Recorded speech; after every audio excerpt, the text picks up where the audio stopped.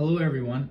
In this year's ENEL 383 design project, we were given a task to provide a latch and control system that provides a start and stop output based on the presence of one of two audio frequency tones. The start and stop outputs are indicated by a start, green LED, and a stop, red LED indicator. When the start tone is applied, the start indicator will come on and remain on until the stop tone is applied. If neither tone is applied, then the indicators retain their previous state. The base system is powered from plus minus 5 volts, and the tone amplitude for each tone is 2 volts peak to peak. There's my function generator. So it's currently at 1.06 kilohertz, which signals the start tone. And we have our plus minus 5 volt supply. Right now I have the scope on V-rail. So it's telling me that it's negative V-rail, which is turning the green light on.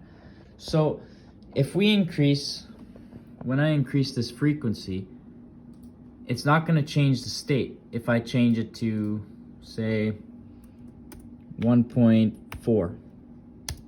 So it's at 1.4 right now. I go to my light, it's still in the start tone. Start tone has not changed. So now if I increase this to 1.56, which then when I hit enter, now it turns my red light on. So this has been proven that I have designed within the range that was given, as I was given a F1 of 1.06 kilohertz and F2, which is my stop, where F1, which is 1.06 kilohertz, that is my start tone, and F2 is 1.55 kilohertz, which is my stop tone. So now if I, just to verify that when I decrease this, I'm decreasing. So if I go to 1.2 kilohertz, enter, so it shows you it's still in the negative state, which still shows that the stop tone is applied. Now when I go to my start tone, which is 1.06 kilohertz, you'll see that that switches at 1 less, because it has to be less than in order to trigger. There. And then the green light back on. Thank you, and I hope this helps. Here's a brief explanation of how my schematic corresponds to what I have designed. So over here we have the input frequency coming in. It's going through a 0.1 microfarad capacitor, and we have a 1.5K resistor to ground.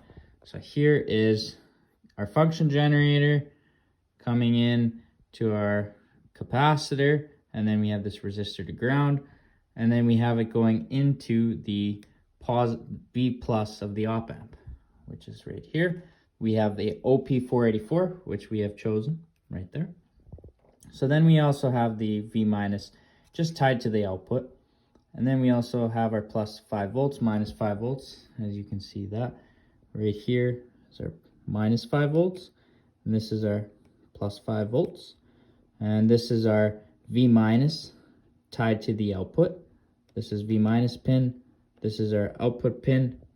Then from the output pin, you could see we have that going across here to a diode, and just showing here that that corresponds. There's our diode, and we have a 10K and a 220 microfarad capacitor tied to ground, and there's our 10K and our 220 microfarad capacitor tied to ground. Now we see that we go to a 1K resistor. So this is our summation amplifier. So I'll first ignore this offset, because how I looked at it as I did the summation amplifier, or sorry, I just designed this inverting op amp with a gain of 10. And then on the output of that, I applied my two different frequencies that I was given. The first frequency, I was given 1.06 kilohertz. So if I pull up my calculation sheet, so, well, first off, I'll show you that we have this 1K resistor here. So that's going from our, we have coming here, this is in the middle. We have it coming down to the 1K, and then we have this 10K going to the output of the op amp. So that provides us with a gain of -10. And we have that 10K is tied to the V minus. So I first calculated, so input frequency 1 was 1.06 kilohertz. At that frequency, I got 0.878 volts on the output of that op amp with a gain of -10, sorry. And then with 1.55 kilohertz, I got a gain of 1.701 volts. So I took that difference between the two because I needed that to help me calculate my offset. And then I divided that by 2. And then I got this voltage. So then I took my least voltage and I added this voltage to it, which gave me my set point. So then I used that as my set point, and then I took this as my threshold, plus minus, to use that for my Schmidt trigger. Then all here was my calculations. So I'm just gonna briefly go over the rest of what I have because I have this all in detail on the report. So here, our output, now we know our offset. That's how we get our offset with what I just explained. So currently we have either plus, so this, with this resistance, with this voltage divider, we have plus 0.4 volts, minus 0.4 volts. So that knows which rail voltage to use when it triggers that.